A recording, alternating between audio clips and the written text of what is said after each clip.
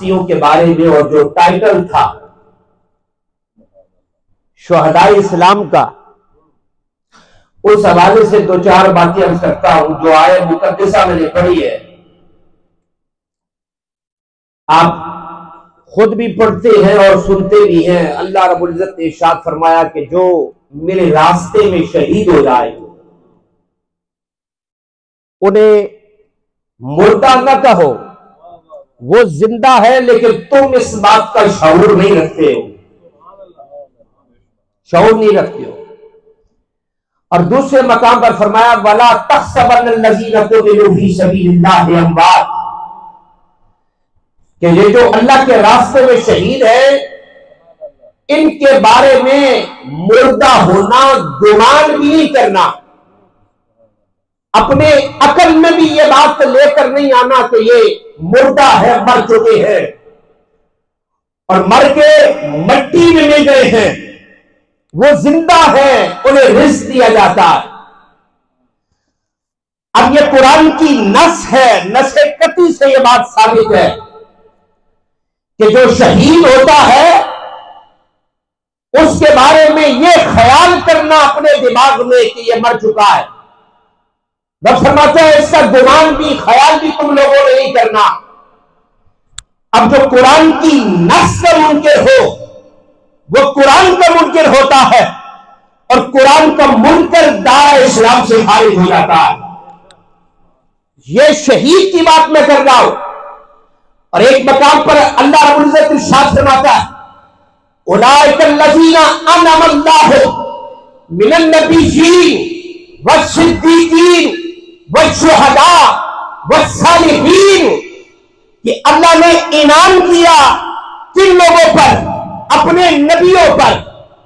पहले नंबर पर अंबिया, अंबिया के बाद सिद्दीकीन जो सिद्दीक है, तीसरे नंबर पर आता है शहीद। ईमान वालों गौर करो, अल्लाह शहीद के बारे में कहता है कि उसे मुर्दा गुमान भी न करना। और जो पहले नंबर पर टॉप पर आता है कि मेरे अंबिया, सिद्दीक, शुहदा और सालिहीन है, और जो बंदा नबियों के बारे में कहे कि वो मर के मिट्टी में मिल गए हैं, शहीद तो तीसरे नंबर पर है। शहीद का तीसरा नंबर है। जो नबी के बारे में ये गुमान करे कि नबी माज़अल्लाह मर के मिट्टी में मिल गया, नबी को कुछ खबर नहीं, अल्लाह की इज्जत की नज़र है, हमारे सुन्नत है और हमारा अकीदा और नजरिया ये है कि हमने किसी मुर्दा नबी का कलमा नहीं पढ़ा, हमने जिंदा जावेद नबी का कलमा पढ़ा है। मैंने कहा वो औरों का नबी होगा जिसे दीवार के पीछे इल्म नहीं, जो मर के माज़अल्लाह मिट्टी में मिल गया। हमने जिंदा जावेद नबी का कलमा पढ़ा। हम उस नबी का कलमा पढ़ने वाले हैं जो बेजान पत्थरों को इशारा करता है, वो रोने लग करते हैं।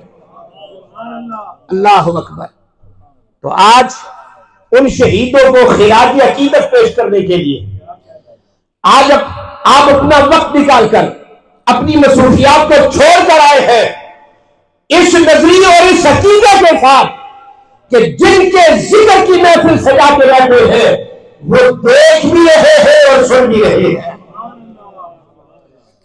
और दुनिया में जो जिससे मोहब्बत करता है, हुजूर की हदीस मुबारक है, आका फरमाते हैं अलमर्रु मअ मन अहब्बा, दुनिया में जो जिसके साथ मोहब्बत करता है हशर भी उसी के साथ उठाया जाएगा।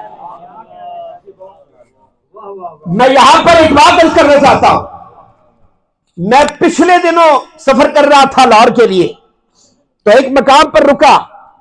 एक ट्रक वाले ना अपने ट्रक के पीछे अताउल्ला ईसा खेलवी की तस्वीर लगाई थी। तो मैंने उसे कहा इस तस्वीर लगाने का मकसद क्या है? कहने लगा मुझे बड़ा पसंद है, मैं इससे मोहब्बत करता हूं। मैंने कहा वाह मौला, अपनी अपनी मोहब्बतों के अंदाज है, तू जिसे तौफीक देता है, कोई दिलों पर, कोई अपनी शाराओं पर अताउल्ला ईसा खेलवी के तस्वीरें लगाता है, کوئی ابراہیم الحق کو پسند کرتا ہے اور کوئی امام حسین کا ذکر کرنے والا حسین کو پسند کرنے والا ہے.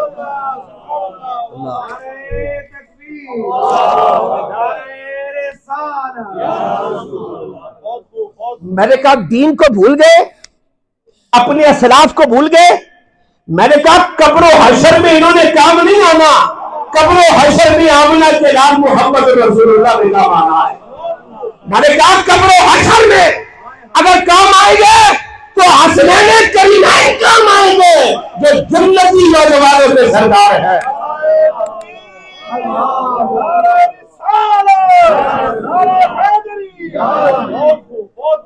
آج دنیا میں تو ان سے محبت کرو اور قبر و حشر میں آلے بیت کا نام لو.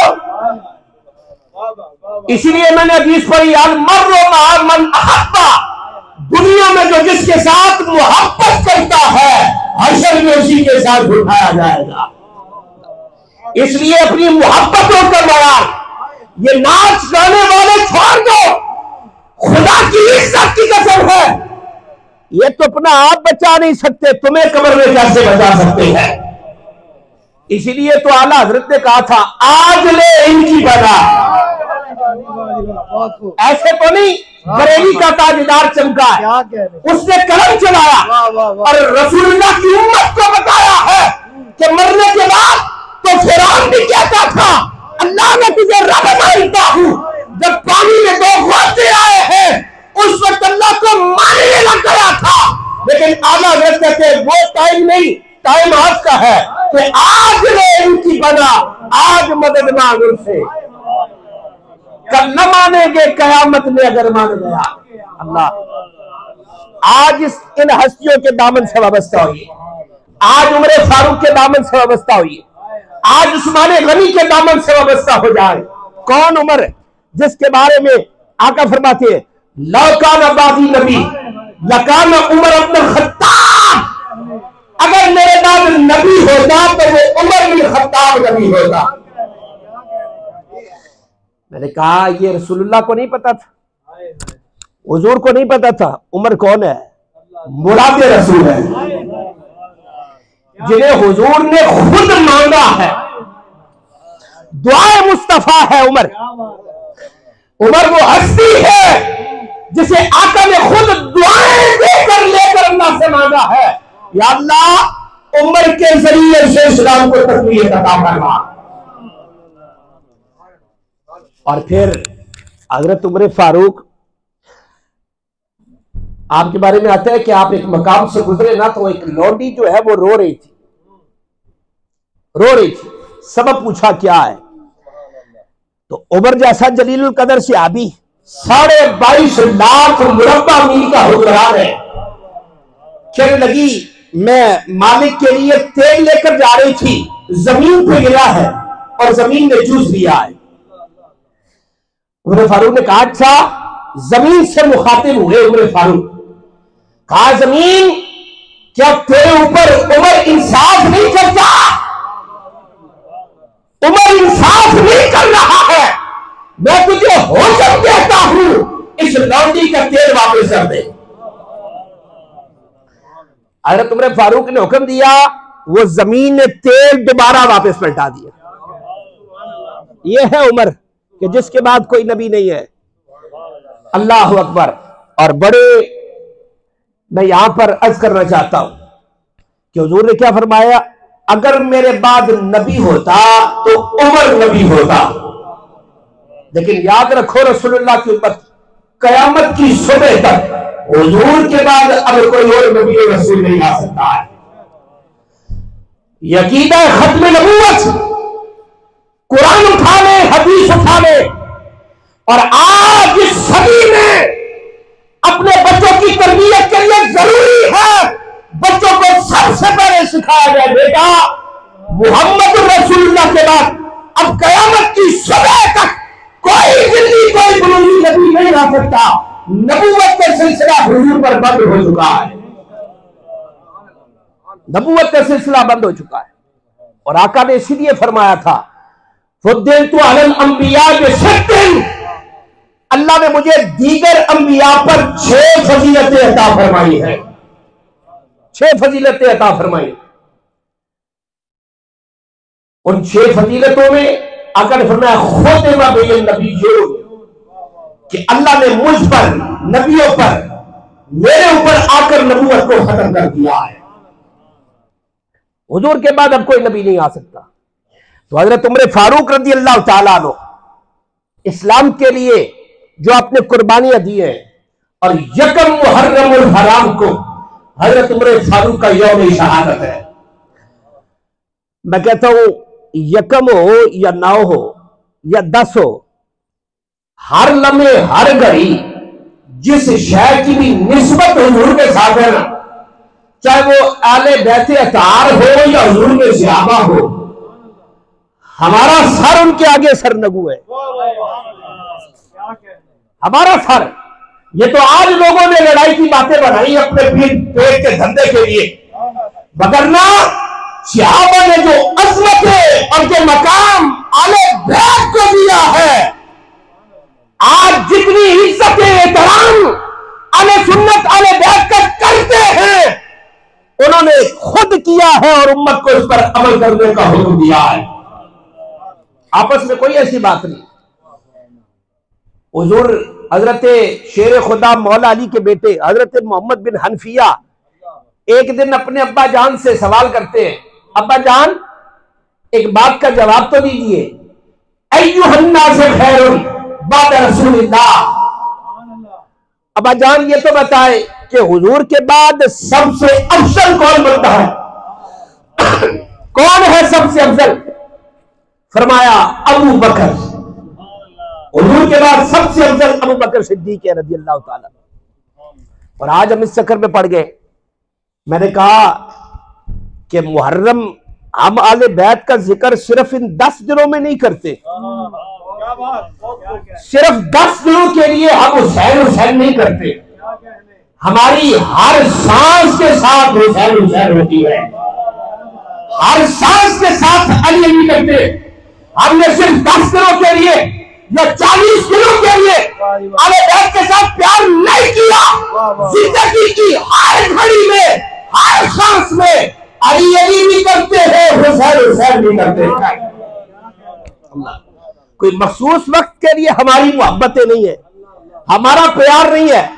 मैं कहता हूं कि जिस घोड़े पर हुसैन सवार हुए, आज वो घोड़ा नजर नहीं आता, लेकिन वो लोग कहते हैं ये इसकी नस्ल से था। हुसैन इस पे सवार हुए, घोड़े का एहतराम करते हैं। मैं कहता हूं उस हस्ती को याद नहीं करते जिसने 11 मीर मुस्तफा को अपने कंधों पे सवार करके जब गार की तरफ लेके गया है, और मोहम्मद की एड़ियां सीने सिद्दीक के साथ तक हुई है। उस सिद्दीक को हम कैसे भूल सकते हैं जिसने हुजूर को अपने कंधों पे सवार किया। मैंने कहा तुम्हारी मोहब्बत का मयार, तुम घोड़े से प्यार करते हो, और हम उस निस्बत को देखते हैं जो हुजूर की अबू बकर सिद्दीक के साथ है, हजरत उमर फारूक के साथ है, हजरत उस्मान गनी रज़ी अल्लाह तआला अन्हु के साथ है। और कौन उस्मान? कौन उस्मान जिन्होंने 3 मरतबा जन्नत हुजूर से खरीदी है, 3 मरतबा जन्नत हुजूर से खरीदी हजरत उस्मान गनी रज़ी अल्लाह तआला अन्हु। और जानते हैं कब? जब मस्जिद की तोसीह की बारी आई, आपने जमीन खरीद कर मुसलमानों के हवाले कर दी, आका ने जन्नत अता फरमा दी। तो पता चला मस्जिद के काम में अगर हाथ बढ़ाया जाए, अल्लाह उसे जन्नत ही अता फरमाता। 3 मरतबा जन्नत ली। दूसरी मरतबा पानी की तंगी थी, हजरत उस्मान गनी ने कुआं खरीद कर हुजूर के हवाले कर दिया, जन्नत मिल गई। फिर एक गज़वे के मौके पर 1000 ऊंट अता किए मुसलमानों को, और हुजूर ने फरमाया आज के बाद अगर उस्मान कोई अमल ना भी करे वो जन्नती है, कोई अमल ना भी करे वो जन्नती है। अल्लाह अकबर। तो हजरत उस्मान गनी रज़ी अल्लाह तआला अन्हु, और जिसकी वजह से जन्नत में चमक है, जिसकी वजह से, और जब घेराव किया ना बलवाइयों ने हजरत उस्मान गनी रजी अल्लाह ताला अन्हु, तो हुजूर मौला अली शेर खुदा 500 सवार लेकर उस्मान गनी के पास आए। अब तवज्जो तलब बात है, मैं जिस नुक्ते की तरफ आना चाहता हूं, 500 सवार लेकर आए। कहा उस्मान अगर आप इजाजत दें तो हम बलवाइयों का खात्मा करते, इनके साथ जंग करते। हजरत उस्मान गनी ने कहा मैं मदीना रसूल में हूं, मेरा दिल ये गवारा नहीं करता कि हुजूर के शहर में और हुजूर के रोज़े के पास खून बहा जाए, मेरा दिल ये गवारा नहीं करता। उस्मान जान चली जाएगी, ये आपको शहीद कर देंगे। उस्मान ने जान की परवाह नहीं की, शहीद होना पसंद कर लिया, पर मदीना रसूल का एहतराम हाथ से जाने नहीं दिया है। मैं कहता हूं आज अपनी दुनिया की सियासत के लिए लोग अल्लाह के घर को भी भूल जाए और मदीना शरीफ को भी भूल जाए। मैंने कहा उस्मान को अपनी जान बचाने के लिए भी ये काम नहीं किया, आज का मुसलमान सियासत के लिए ये कैसे कर सकता है, कैसे कर सकता है? तो इन नफूसे कुदसिया ने आले बैत अतार हो या हुजूर के सहाबा हो, इनसे मोहब्बत होगी तो दुनिया और शर में कामयाबी मिलेगी। हजरत इमाम हुसैन रज़ी अल्लाह ताला अन्हु, आका ने क्या फरमाया, मन अहब्बहुमा फकद अहब्बनी, जिसने इन दोनों से मोहब्बत की उसने मुझ मोहम्मद से मोहब्बत की है, और जिसने मुझसे मोहब्बत की उसने अल्लाह से मोहब्बत की। मन अबगदहुमा फकद अबगदनी, जिसने हसन हुसैन से बुग़्ज़ रखा उसने मुझसे बुग़्ज़ रखा, और जिसने मुझसे बुग़्ज़ रखा उसने अल्लाह से बुग़्ज़ रखा है। तो ये मोहब्बतों का मयार है। हमारी मोहब्बत भी अल्लाह और अल्लाह के रसूल के लिए, हमारी नफरत भी अल्लाह और अल्लाह के रसूल के लिए। आखिरी बात की तरफ आता हूं, हजरत इमाम हुसैन रज़ी अल्लाह ताला अन्हु का पैगाम क्या था करबला के मैदान। लोगों ने तो कहा कि हज का महीना है, हज के अय्याम है, हुसैन ने मक्का भी छोड़ दिया, हुसैन ने मदीना भी छोड़ दिया। क्यों? आज हम बैठे हैं क्या सिर्फ हजरत इमाम हुसैन के फजाइल सुनने के लिए? किरदार नहीं देखना कि हुसैन का किरदार मैदान में क्या था। आज हमारे बच्चे को जिस्म पे खराश लग जाए हम बर्दाश्त नहीं कर सकते। उधर हुसैन है, 6 माह का नन्ना अभी सर भी कट रहा है, और वो मोहम्मद की लाश पर घोड़े भी दौड़ रहे, कासिम के जिस्म के टुकड़े टुकड़े होते हैं, पर हुसैन को अपने मकाम से हिला नहीं सका है। वजह क्या थी?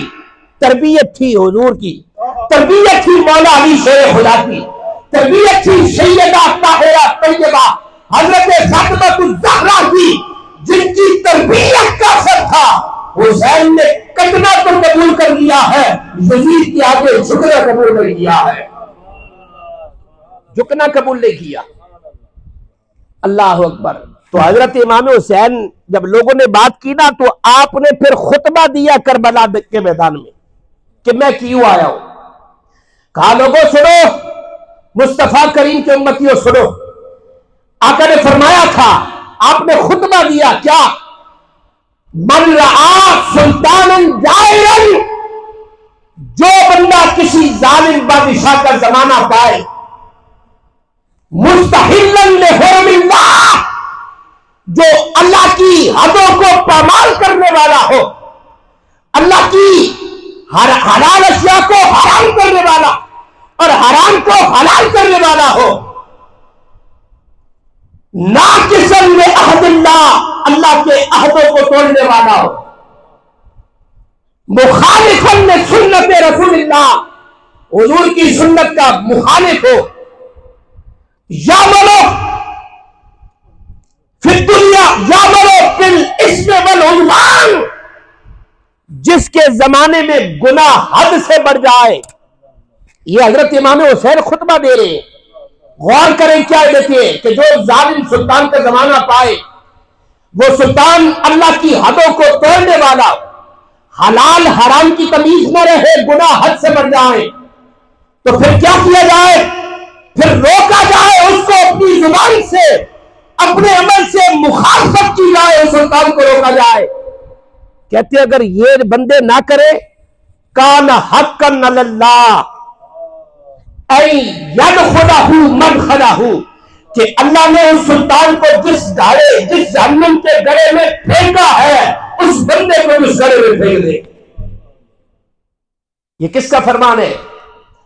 हजरत इमाम हुसैन रज़ियल्लाहु ताला अन्हु कौन रसूल सुना रहे कि जालिम बादशाह हो, अल्लाह की हदों का पामाल करने वाला हो, उस वक्त मेरा आपका फर्ज ये बनता है कि सुल्तान के सामने कलमा हक कहना चाहिए।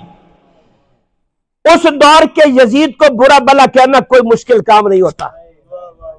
आज 14 सदियां पहले के यजीद को हर कोई बुरा भला कह सकता है, लेकिन मजा तब आता है जब वक्त के यजीद के सामने बता खड़ा हो जाता है। वक्त के यजीद के सामने कलमा हक कहना यह हुसैनी किरदार है। हजरत इमाम हुसैन का किरदार यह है। आज मुहर्रमुल हराम में, इन घड़ियों में आने वालों, खुदा की कसम हम हलीम खाने के लिए नहीं आए, हम लंगर खाने के लिए नहीं आए, हम किरदार हुसैन को देखने के लिए, समझने के लिए, उस पर अमल करने के लिए आए हैं। खाना तो हम रोज घरों में खाते, अच्छे अच्छे खाने खाते। अगर आज इमाम हुसैन के जिक्र के लिए आए, आज भी अगर जिक्र पर आकर हमारे जहनों में हजरत इमाम हुसैन का किरदार ना आए, आज भी हम दुनिया के बंदे बन जाए, हिर्स और हवा के बंदे बन जाए और इस्लाम पर चलने की बात न करें, और जो करने वाला हो उसके रास्ते पे रोने अटकाए, बताए कब्र में रसूलुल्लाह का सामना कैसे करेंगे, कैसे किया जाएगा? तो इसलिए जरूरी है। और मैं यहां ये भी अर्ज करना चाहता हूं, अब ये वक्त है, आप जानते हैं सोशल मीडिया का बड़ा दौर है और दीन इस्लाम पर हर तरफ से हमले होते हैं, हर तरफ से। इस दौर में, इस वक्त अपने बच्चों की तरबियत के लिए जरूरी है उन्हें सबसे पहले खत्म नबूवत का ज़िम्मा बनाना है। खत्म नबूवत के बारे में अपने बच्चों की तरबियत करनी है। बताना बेटा, कयामत की सुबह तक के लिए मोहम्मद आखिरी नबी और रसूल बन के आएगा। आज हम कितनी तरबियत अपने बच्चों को करते हैं। मैं उधर पाकिस्तान में तो लोग दुआ के लिए भी आते हैं, यकीनन यहाँ भी उलमा के पास तशरीफ लाते हैं। जो औलाद नाफरमान होगी, औलाद हमारी बात नहीं मानती, आप खबरें देखते हैं और पढ़ते हैं, बेटे ने बाप को जायदाद के लिए कत्ल कर दिया, मां को जायदाद के लिए मार दिया। उसकी वजह क्या है कि हमने औलाद की तरबियत नहीं की।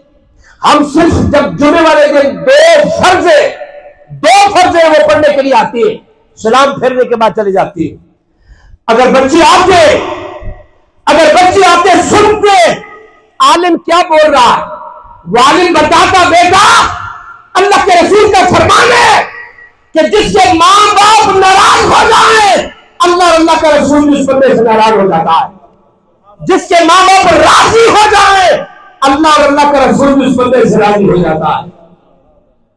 ये बताएंगे तो बेटे के दिल में बाप की मोहब्बत बढ़ेगी, ये बताया जाएगा तो बेटे के दिल में मां की मोहब्बत पड़ेगी। और आका फरमाती है, अगर मेरे मां बाप जिंदा होते या उन दोनों में से कोई एक जिंदा होता, अनफी सलातिल इशा, मैं इशा की नमाज पढ़ रहा होता, वक़द कारा फातिहतल किताब, और इशा की नमाज में सूरह फातिहा की तिलावत कर चुका होता, मेरी मां मुझे आवाज देती, या मोहम्मद, मैं नमाज छोड़कर मां के कदमों में हाजिर हो जाता,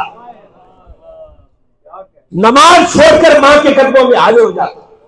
यह बात तब पता चलेगी जब दो जालू होकर किसी आलिम को सुना जाएगा, जब आलिम बच्चों के दिल में मोहब्बत पैदा करेगा रसूलुल्लाह की, अल्लाह के महबूब की, अल्लाह के महबूब बंदों की, फिर उनके दिल में मां बाप का एहतराम आएगा। इसलिए जरूरी है अपने बच्चों की तरबियत के हवाले से अल्लाह ताला हम सबको दारैन की सआदत नसीब फरमाए।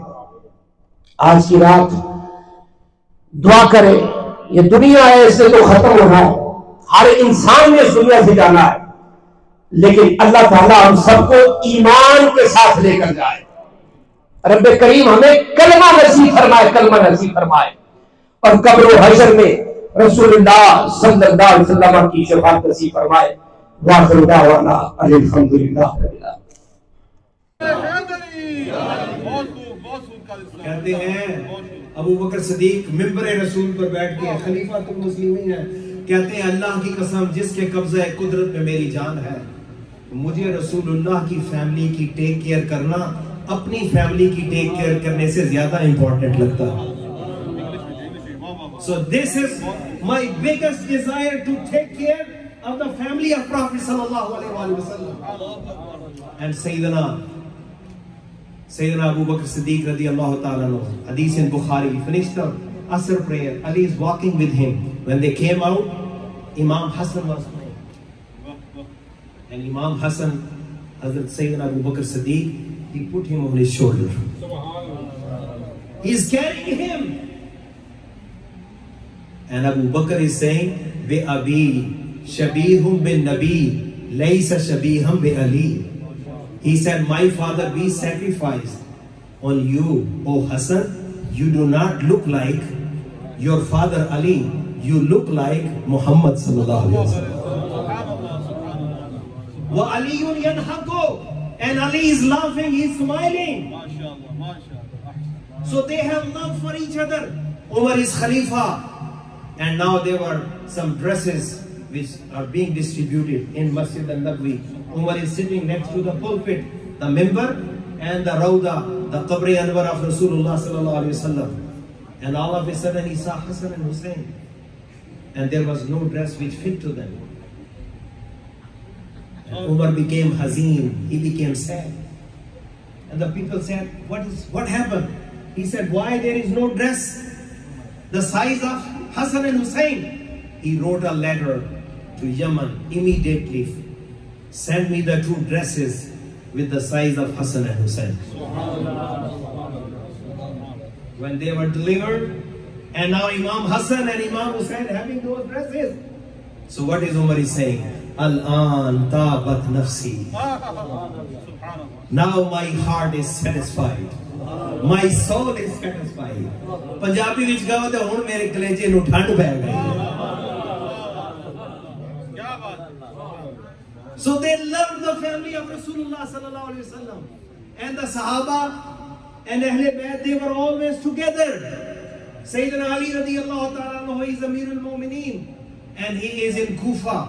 In his time he is Khalifa, and he used to have one special shawl, a kamli, a dress, kisa, chadar. Somebody asked, Ya Amir al-Mu'mineen, innaka la tuksiru labasa hazal kisa.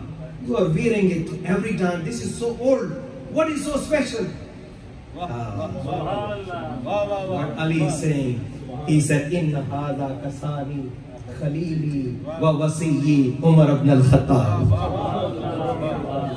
He said, do you know who gave me this? This was given by my Khalil, my best friend. Wasafiyyi, my chosen one, Umar bin Khattab. And Ali radiyallahu ta'ala came on the first day of Ramadan. He is Amir al-Mu'mineen, and he is looking, mashallah, every masjid has Tarawih. Mashallah, we have Hafiz Sahab, mashallah, doing the Tarawih.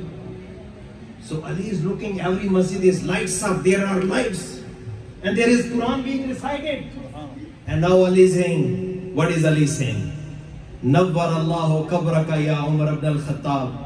Kama nawwarta masajid Allah bil Quran. Ali is not jealous because the Tarawih was started by Umar in collective form. So Ali is not condemning. Ali is not jealous. Ali is saying, O Umar, Allah fill your grave with noor and light as you filled our masajid with the light of Quran. Hey Umar, jis tarah tu sadiyan masjidan nu Quran nal munawwar kita, Allah teri qabr nu munawwar kare. And some people from Najran, they came to Sayyidina Ali. They said to Ali, we had a case. We came to Umar he has given his verdict, decision. We want you to strike it down. You know, when you go to little court, you go to higher court or Supreme Court. So they came to Umar, please change the decision. So Sayyidina Umar radiyallahu ta'ala anhu said, what he saying? Subhanallah. Sayyidina Ali radiyallahu ta'ala anhu saying, Inna Umar kana Rashidul Amr. Ali is saying, Umar is a guided man. He is a righteous man. His decision is right. Wala uruddu qada'an qadahu Umar. I cannot turn down the decision of Umar radiyallahu anhu. So my dear brothers and my dear sisters, we have to love them. They gave everything for Islam. Everything for Islam. So we have to look into ourselves. What we have given to Islam. Imam Hussain gave his entire family. Didn't complain to Allah. Umar became shaheed. Didn't complain to Allah. Usman became shaheed. Didn't complain to Allah. What we have given to Islam. Right? أَحَسِبَ النَّاسُ وَأَن يُتْرَكُوا أَن يَقُولُوا آمَنَّا فَهُمْ لَا يُفْتَنُونَ. Allah is saying, do you think without being tested, you just, because you say you are Muslim, you will go to heaven? No, you will be tested. And the last of these, Imam Sahib told me to mention Imam Hassan bin Ali. He narrated this hadith. This is in Tabrani and Majma al-Zawaid. Prophet sallallahu alaihi wasallam said, Ilzamu mawaddatana ahl al-bayt. Have the love for my family. فَإِنَّهُ مَنْ لَقِيَ اللَّهِ وَهُوَ يَوَدُّنَا دَخَلَ الْجَنَّةَ بِشَفَاعَتِنَا. Because anyone who dies on mawaddat, muhabbat, ihtaram and love of my family, the Prophet said, with our shafaat intercession, he will go to Jannah. وَالَّذِي نَفْسِي بِيَدِهِ لَا يَنْفَعُ عَبْدًا عَمَلُهُ إِلَّا بِمَعْرِفَةِ حَقِّنَا. That any person who is doing any good deed, that good deed will not be accepted until you know the importance and the rights of the family of Prophet sallallahu alaihi wasallam. And hadith in Tirmidhi that Prophet sallallahu alaihi wasallam said, Man ahabbani wa ahabba hazain wa abahuma wa ummahuma fakana ma'iyya fi darjati yawm al-qiyamah. Anyone who loves me and who loves Hassan and Hussain and their mother and their father, they will be in Jannah with us. And another hadith Prophet said, La yubghiduna ahl al-bayt minna ahadun illa dakhalahu an-nar. Anyone who dislikes my family, Prophet said, Allah will put that person in hellfire. And the last hadith, that Prophet was praying and Hassan and Hussain come on his shoulder. And the people are trying to these kids away. So Prophet, when he finished his prayer, he said, Da'uhuma, don't say anything to them. Bi'abihuma wa ummi. May my father and mother be sacrificed on Hassan and Hussain. وَمَنْ أَحَبَّنِي فَلْيُحِبَّ هَذَيْنِ. Prophet said, who loves me should love these two, Hassan and Hussain. May Allah grant us the true love of them. And inshallah, soon we are going to give you a big surprise. In this masjid, inshallah, we're going to have soon, Haji Sahab, Al-Hajj Muhammad Uwais Raza Qadri Sahab from Pakistan. We are going to have, inshallah, soon a program in August in your masjid. حضرت امام علی مقام رضی اللہ عنہ کی شان میں اعظم چشتی صاحب کا کلام جو کہ اپنا منفرد انداز ہے ان کا. ہاں کی دساں کتھوں تیک رسائے حسین دی خالق حسین دا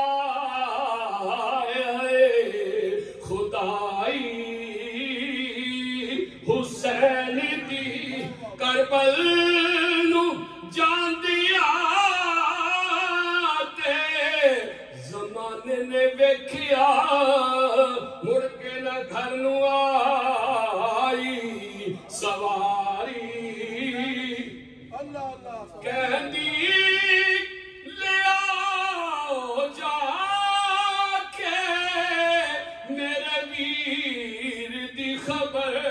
زینب نو کھا گئی جے جدائی حسین نانا نبی تے بابا علی ماں فاطمہ اور اس تو اتے کھیے بڑائی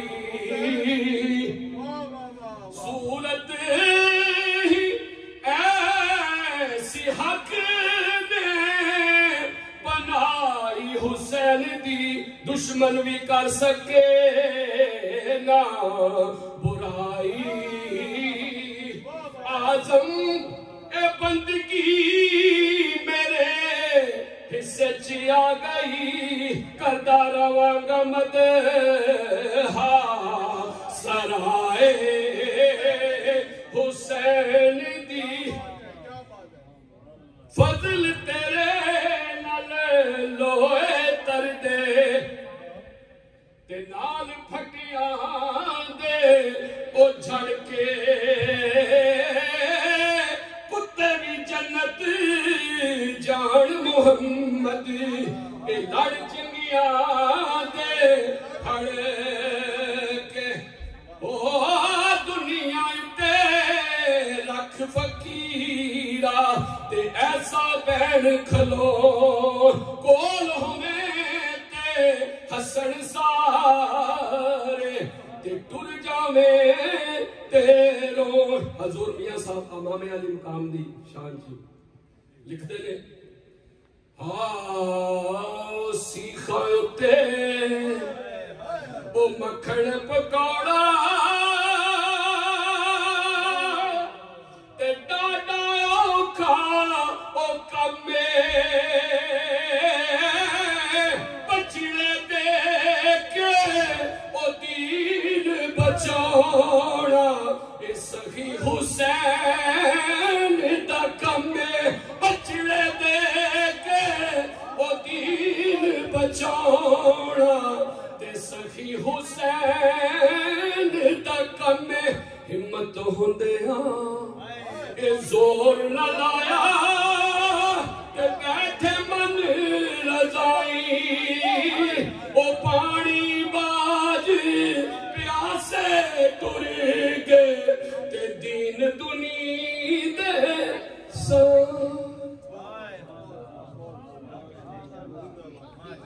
شان فاطمہ کے تھے سارے گلاب ریت پر آل نبی کا کام تھا آل نبی کی کر گئے کوئی نہیں کھلا سکا اتنے گلاب ریت پر قطرائے آب کے بغیر اتنے گلاب ریت پر عشق میں کیا بچائیے عشق میں کیا لوٹائیے آل نبی نے لکھ دیا سارا نصاب ریت پر